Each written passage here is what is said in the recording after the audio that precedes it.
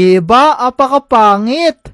Takpan na lang natin to para mas gumanda at kakaiba. Tapos maglalagay rin tayo ng ganito dito banda. Nice! Ganyan! Meron na tayong daanan. Medyo hindi lang siya katulad nung daanan natin sa dirt house. Pero pwede na yan, maganda na rin yan.